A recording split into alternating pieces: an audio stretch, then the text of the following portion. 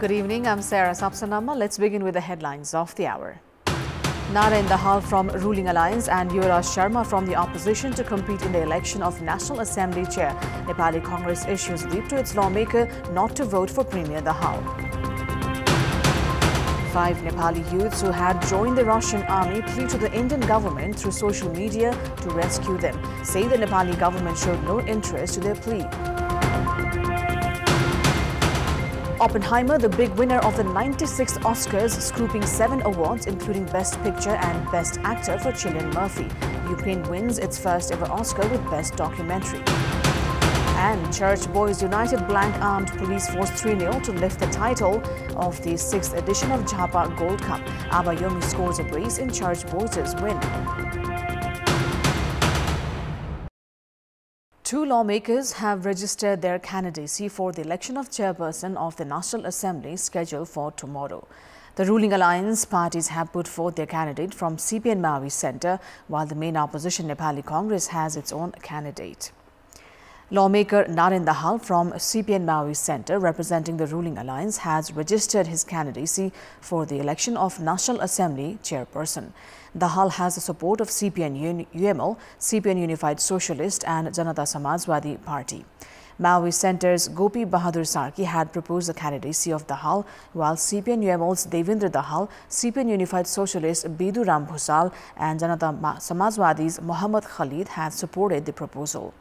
Candidate Naren Dahal claimed that his victory was certain and said that he would raise the prestige to the National Assembly once he gets elected.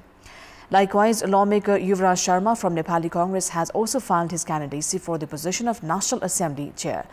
Nepali Congress says Ananda Prasad Dhungana proposed Sharma's candidacy, while Kiran Babu Shrestha of Nepali Congress and Loktantrik Samajwadi Party's Shekhar Kumar Singh supported it. The election of the chair will be held tomorrow and its result is scheduled to be turned in at tomorrow's meeting of the National Assembly. At the National Assembly, ruling alliance party CPN Maoist Centre has 18 members, including vice chairperson. CPN UML has 10, CPN Unified Socialist 8 and Janata Samajwadi Party has 3 members. Likewise, opposition Nepali Congress has 16 members, Loktantrik Samajwadi Party and Rashtriya Jana Morcha have 1 member each. Nepali Congress has issued a whip directing its lawmakers against voting for Prime Minister Pushpa Kamal Dahal during his floor test. Premier Dahal is to take the vote of confidence on 13th of March, this Wednesday. Chief Whip of the party, Ramesh Lekhak, issued the notice and asked lawmakers to be present during the House of Representatives session on the 13th and vote against the Prime Minister. On 4th of March, the Premier broke the partnership with Nepali Congress to join hands with CPN UML, Rashtriya Swatantra Party, Janata Samajwadi and CPN Unified Socialist.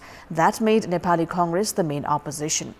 Meanwhile, Premier Dahal held a meeting with CPN UML's chair Oli at his residence in Baluatar, official residence in fact, in Baluatar, to discuss on the issue of National Assembly election, vote of confidence, government's common minimum program, among others. Janata Party's chair C.K. Raut has said his party will not join the current coalition government.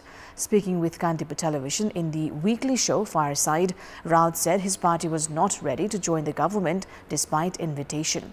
He also said his party will not support the current government. The interview that also dwells on Raut's experience when in the government, along with other contemporary political issues, will air at 9 p.m. at Kantipur Television tonight. You can also download Kantipur Television's mobile application and watch Fireside and other shows at any time. Now, 5 Nepali youths who had joined the Russian army have called on the Indian government to rescue them. They have made a public video in Hindi language through a social media platform saying that the Nepali government and Nepalese embassy in Moscow have remained indifferent towards their plight. The call has been made after the Indian government rescued 3 of their citizens who had been recruited in the Russian army. In the video, which is 2 minutes 10 seconds long, the Nepali youths have said that they had been deceived by an agent and had been recruited in the Russian army. Their personal details, however, have not been revealed in the video. अभी हम लोग Russia के army में हैं। हम लोग हमारा मुल्क नेपाल से आए थे, लेकिन अभी यहाँ आके हमें बहुत ज़्यादा प्रॉब्लम हो रहा है क्योंकि हमारे साथ एजेंट ने हमें झूठ बोल के इधर भेजा है। हमें रशिया आर्मी में जाके हेल्पर में काम करना चाहिए, ऐसा बोल के हमें भेजा था। लेकिन इधर आके हमें फाइट में जाना पड़ रहा है, फाइट में जा रहे हैं, वार में जा रहे हैं। इसलिए हम लोग यहाँ से निकलना चाहते हैं। हमारे साथ 3 इंडिया के भाई लोग थे, उन लोगों को इंडिया ने वापस कर दिया। लेकिन हमारा नेपाल एम्बेसी हमारे कुछ भी हेल्प नहीं कर रहा है, कुछ भी नहीं हो रहा है नेपाल से। इसलिए हम अपना वो पड़ोसी देश इंडिया से मदद मांगना चाहते हैं। हमें बहुत बड़ा आस है कि इंडिया भी हमारा मदद करेगा, हमें निराश नहीं करेगा, क्योंकि नेपाल और इंडिया का बहुत अच्छा संबंध है। इसलिए हम आप लोगों से मदद मांगना चाहते हैं, क्योंकि आप लोगों का देश बहुत एम्बेसी भी पावरफुल है, देश भी पावरफुल है। हमारा नेपाल से कुछ भी नहीं हो रहा है अभी। हम लोग सभी लोग यहाँ के नेपाल के सभी लोग भाई लोग नेपाल जाना चाहते हैं, क्योंकि हमारे साथ फ्रॉड हुआ है।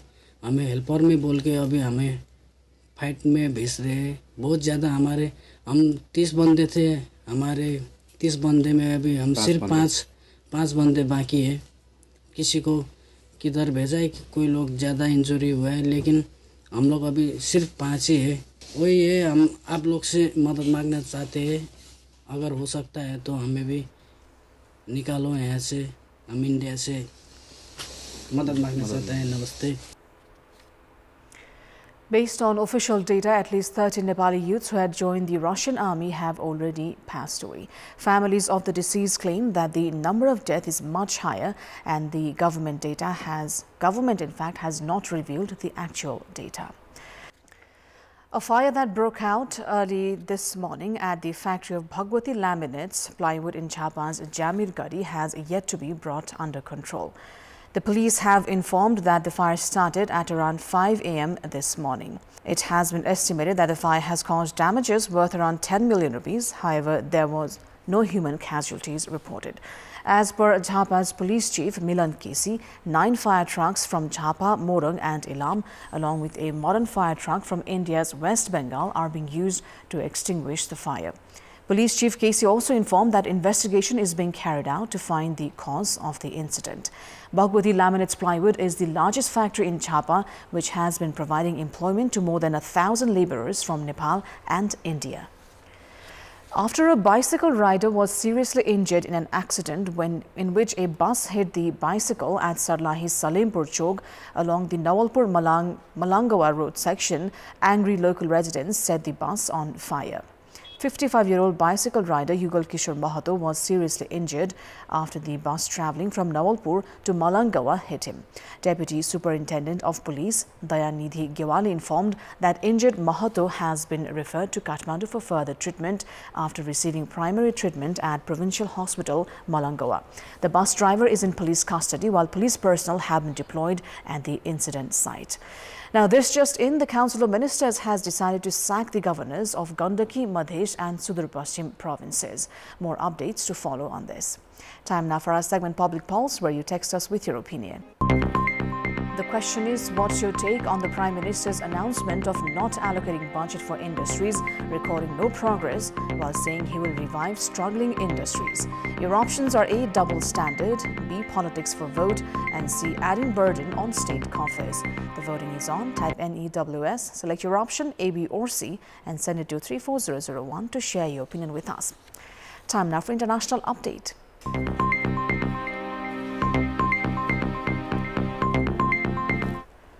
Oppenheimer is the big winner of the 96 Oscars after scooping in fact 7 awards, including Best Picture and Best Actor for Cillian Murphy. The film, which had 13 nominations, also wins Best Supporting Actor for Robert Downey Jr. as well as Best Director for Christopher Nolan, plus Film Editing, Cinematography and Original Score. Emma Stone is awarded Best Actress for her role in Poor Things, which also wins Best Production Design, Makeup and Costume Design. The Best Supporting Actress award goes to the Holdovers star Davinia Joy Randolph. Barbie, last year's highest-earning film, receives just 1 award for Best Original Song, written by Billie Eilish and her brother Phineas. The pair performed live, as did actor Ryan Gosling. It's a historic night for some as Ukraine wins its first ever Oscar with Best Documentary 20 Days in Mariupol, and the UK wins Best International Film for the Zone of Interest. Now, Palestinian death toll in the Gaza Strip from the ongoing Israeli attacks has exceeded 31,000, according to Hamas-run Health Ministry.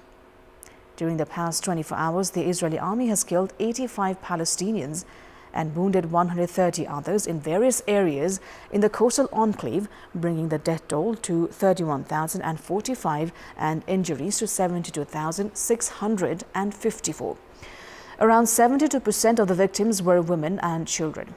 The death toll from malnutrition and dehydration in the Gaza Strip has reached 25. On Sunday, Israeli Prime Minister Benjamin Netanyahu said that the Israeli military operation in Rafah in the southern Gaza Strip will be inevitable and will last for several weeks. The latest round of Gaza ceasefire negotiations concluded Tuesday in Cairo, the Egyptian capital. Hamas and the mediators attended the negotiations, but Israel did not participate. China has criticized Indian Prime Minister Narendra Modi's recent visit to a disputed area along the China-India border. Modi inaugurated what was described by Indian media outlets as the world's longest bi-lane tunnel on Saturday in what it regards as its eastern state of Arunachal Pradesh, which China claims as part of its territory. Chinese Foreign Ministry spokesperson Wang Wenbin told journalists at a regular briefing that the Indian leader's visit would only complicate the border issue. China and India fought a war along parts of their poorly demarcated 3,800-kilometer frontier in 1962, and clashes in mountainous regions in recent years have seriously strained relations between the nuclear-armed neighbors. Now, flooding and landslides in the Indonesian province of West Sumatra have now killed 26 people, with 6 still missing. After days of torrential rain, homes and stores were left damaged by the inundation, and sections of a muddy road collapsed into an adjacent river, while other roads were blocked by fallen trees. The head of Indonesia's Disaster Mitigation Agency arrived in the provincial capital of Padang on Monday to lead coordination and evaluation efforts and distribute agency relief funds. At least 39,000 people have been affected by floods and landslides in the region, with 26 killed.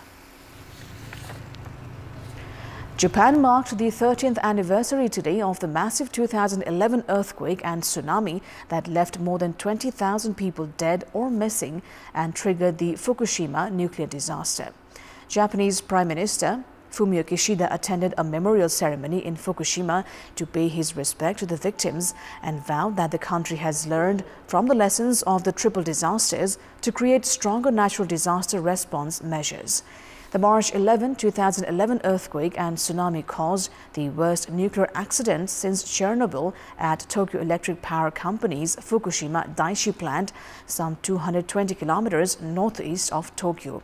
3 reactors had suffered meltdowns then. The natural disasters and Fukushima meltdowns forced hundreds of thousands of residents to flee their homes. 13 years on, the public remain wary of nuclear power after the Fukushima catastrophe highlighted major failings in oversight and operations in the sector. Church Boys United blanked armed police force 3-0 to lift the title of the 6th edition of Chapa Gold Cup. In the final held at Domlal Rajbansi Stadium in Chapa, Abayomi opened the scoring for Church Boys in the 12th minute, scoring from close range. Abayomi scored his personal second goal of the match in the 75th minute from close range again, defeating 2 defenders to double Church Boys' lead. Raju Pariyar found the back of the net in the 86th minute to extend Church Boys' lead to 3-0. Church Boys United held on to their lead to secure the 3-0 win over APF and lifted the trophy. The club won the title in their first participation of the tournament. The 2 matches between Nepal and Bahrain under the FIFA World Cup qualifiers will be played in Bahrain. After Bahrain assured of providing financial assistance to Nepal for participation, the 2 nations decided to hold both the matches in the country. The first leg match was scheduled to be played at Nepal's Dasrat Stadium on 20th of March this month. However, the ground at the stadium has suffered damages due to various sports tournaments and other programs being organized there. A team of Bahrain Football Association and Asian Football Confederation AFC came to Nepal on various occasions to inspect the ground and termed it unfit for the World Cup qualifier match. AFC had proposed the Dasrat Stadium as the neutral ground for Nepal. Nepal had proposed the grounds in Bhutan and Saudi Arabia for neutral venue. However, Bahrain proposed to hold the event at its ground, citing the ground being at high altitude. The first leg match will now be held in Bahrain after it assured of providing financial assistance to Nepal for the cost to participate. The second leg match between the two countries will also be held in Bahrain on 27th of March this month. Players who are included in the team in Nepal are currently in close camp training. Head coach Vincenzo Alberto Anis has included 33 players in the close camp training. That is all for the moment. Thank you for watching. Bye for now.